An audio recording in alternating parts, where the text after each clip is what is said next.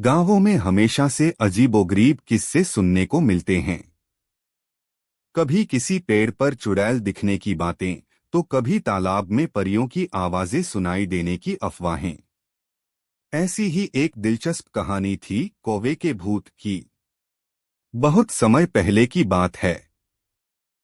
एक छोटे से गांव में लोग शांतिपूर्ण जीवन जीते थे। गांव के बीचों बीच एक बहुत पुराना पीपल का पेड़ था। कहते हैं कि उस पेड़ पर दिन रात कौवे बैठते और जोर जोर से कावकाव करते रहते। एक दिन अचानक एक बूढ़ा कौवा मर गया। लोगों ने देखा कि उसके मरने के बाद से ही गांव में अजीब घटनाएं होने लगीं। रात में लोग कहते, पेड़ से काले साए उतरकर आंगन में उड़ते हैं। कुछ लोग तो डर के मारे शाम होते ही दरवाजे बंद कर लेते। गांव के बच्चों को यह कहानी बहुत रोमांचक लगती। वे अपने अपने घरों से चुपके से निकलकर पीपल के पेड़ के पास जाते और एक दूसरे को डराते। लेकिन उनमें सबसे ज्यादा शरारती था मोहन। उसे तो जैसे मजाक करने का नया बहाना मिल गया था। मोहन ने एक दिन अपने दोस्तों से कहा, कल रात मैं खुद उस पेड़ के पास गया था। मैंने देखा कि कौवे का भूत एकदम काला धुंधला साया बनकर उड़ रहा था और कांव कर रहा था। बच्चे डर से कांप गए और घर भाग गए।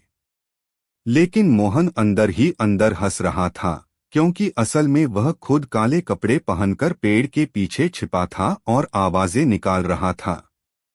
धीरे धीरे मोहन की शरारत पूरे गांव में फैल गई।